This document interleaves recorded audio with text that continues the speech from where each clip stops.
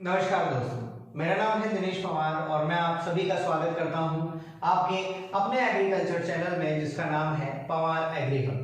दोस्तों, अगर आपने अभी तक चैनल को सब्सक्राइब नहीं किया है तो पहले प्लीज सब्सक्राइब जरूर कर लीजिए और इसके साथ साथ आपको अगर ये वीडियो अच्छा लगे तो लाइक बटन जरूर दबा दीजिएगा। चलिए, आज हम जो बात करने वाले हैं वो थोड़ा सा कंफ्यूजिंग टॉपिक है और अगर मैं कहूँ कंफ्यूजिंग नहीं तो वो बहुत ही ज्यादा कंफ्यूजिंग टॉपिक है। अगर आप जेट की तैयारी कर रहे हैं, चाहे बीएचयू की तैयारी कर रहे हैं, चाहे आईसीआर हो या फिर अगर आप किसी बड़े एग्जाम की तैयारी कर रहे हैं जैसे सुपरवाइजर है या फिर AAO है, किसी भी एग्रीकल्चर से रिलेटेड एग्जाम की जिसके अंदर जनरल एग्रीकल्चर आती है, तो आपके लिए ये जो क्वेश्चन है, ये जो टॉपिक है वो बहुत इंपॉर्टेंट हो जाता है। ठीक है, टॉपिक जो हम बात करने वाले हैं बेटा, उसके अंदर हमारे पास चार चीजें हैं। ठीक है, एक तो हमारे पास इसके अंदर क्या आने वाला है, एक तो आएगा ट्राइकोग्रामा। ठीक है, क्या आएगा, ट्राइकोग्रामा। ठीक है, दूसरा हमारे पास जो जीव है उसको हम बोलते हैं बेटा ट्राइकोडर्मा। क्या कहते हैं, ट्राइकोडर्मा। ओके, तीसरा जो हमारे पास जीव है उसको हम बोलते हैं जाइगोग्रामा। क्या कहते हैं, जाइगोग्रामा। और लास्ट हम बात करें तो हमारे पास चौथा है ट्राइकोनिम्फा।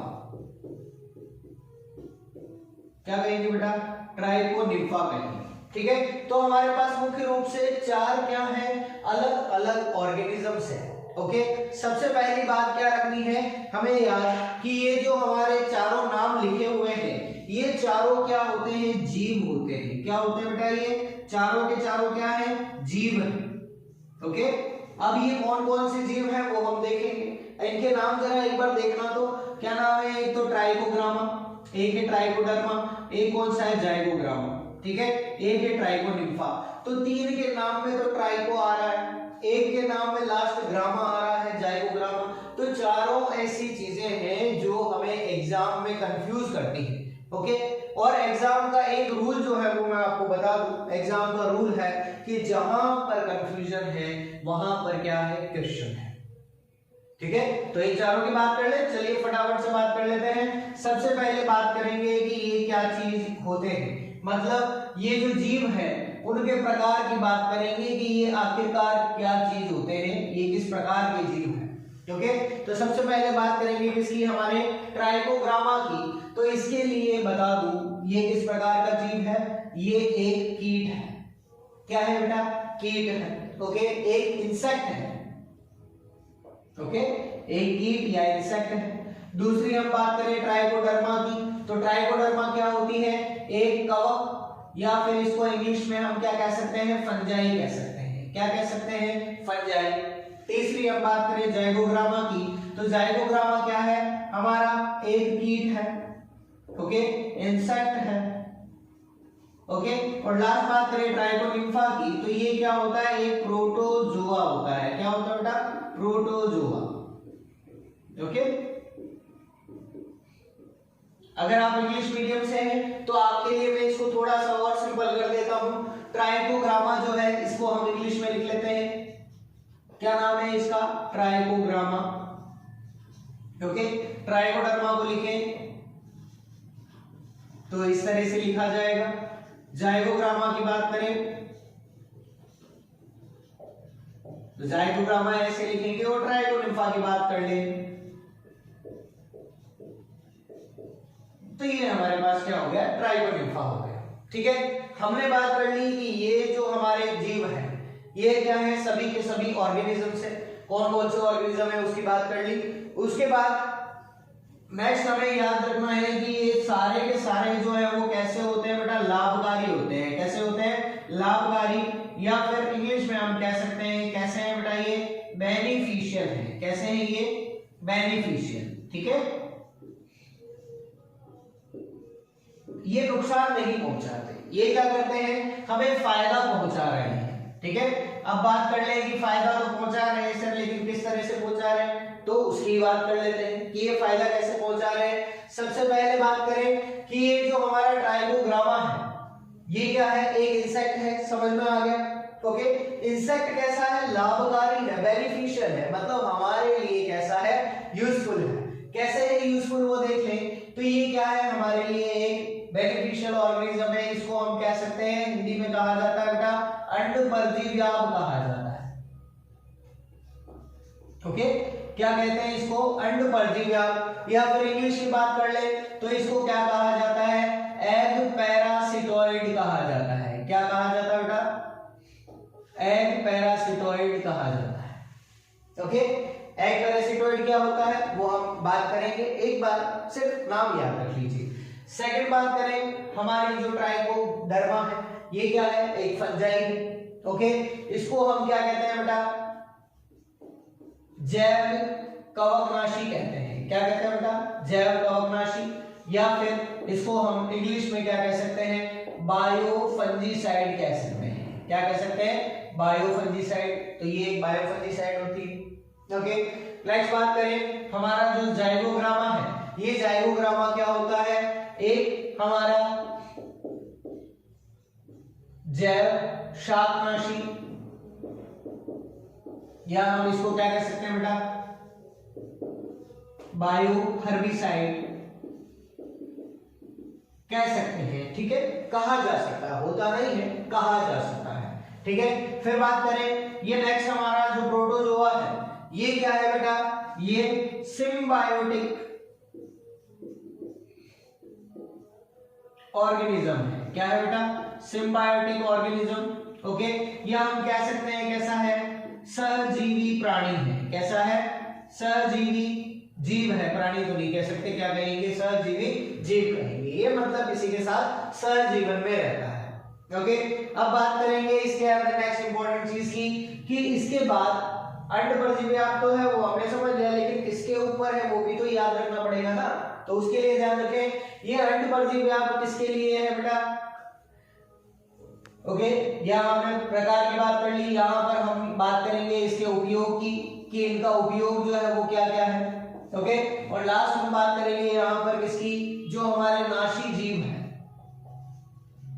उनके बारे में, जो हमारे क्या है, हार्मफुल ऑर्गेनिजम्स हैं जिसके लिए ये यूज किए जाते हैं, उसकी बात कर ले। तो जो हमारा ट्राइकोग्रामा है वो कंट्रोल किसका करता है वो ध्यान रखना है। तो किसका कंट्रोल करता है बेटा, रेड हैरी कैटरपिलर का कंट्रोल करता है। किसका करता है, रेड हैरी कैटरपिलर का, जिसको RHC भी कहा जाता है, या फिर हिंदी में हम क्या कहते हैं बेटा, कातरा कहते हैं। क्या कहते हैं, कातरा, जो कि मेन हमारी एक फसल है कौन सी, बाजरा, उसका क्या होता है, इंसेक्ट होता है।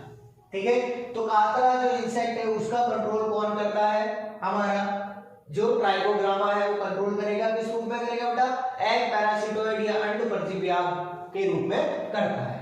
एग पैरासिटोइड का क्या मतलब है, हम यहाँ पर समझ लेते हैं। एग पैरासिटोइड का मतलब है ये RHC के अंडों से पोषण प्राप्त करता है। क्या करता है, RHC के अंडों से पोषण प्राप्त कर लेता है। ठीक है, तो उसके अंडे वो नष्ट हो जाते हैं। ओके, फिर बात करें जैव कवकनाशी की, तो ये किसके लिए है बेटा, हमारी जो मृदा व बीज जनित कवक होती है। ओके, इसको हम इंग्लिश में क्या कह सकते हैं, soil and seed born fungi.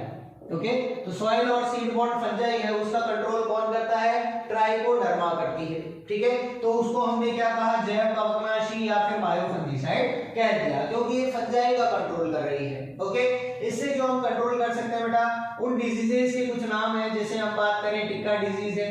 ठीक है, या हम बात करें अर्गट डिजीज है। ओके, इसके अलावा हम बात कर सके कौन सी, हमारी डाउली मिल्ड्यू या ब्रद्युरोमिल आसिता। इन सभी डिजीज के लिए ये क्या करती है, एक जैव कवकनाशी का रूप लेती है, उसमें ये कंट्रोल करने के काम आती है।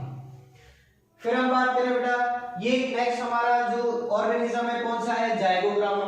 ओके, जाइगोग्रामा जो क्या है, एक इंसेक्ट है, और ये कंट्रोल किसका करता है बेटा, हमारे जो गाजर घास, या हम उसे क्या कह सकते हैं, पार्थिनियम, या फिर इसी को क्या कहा जाता है बेटा, हमारे खरपतवारों का राजा, क्या कहा जाता है, खरपतवारों का राजा, किंग ऑफ वीड्स कहा जाता है, उसका कंट्रोल करता है। ठीक है, तो गाजर घास से कैरेट ग्रास, पार्थिनियम या खरपतवारों का राजा जो है उसके लिए हमें क्या करते हैं बेटा, इसको उपयोग करते हैं।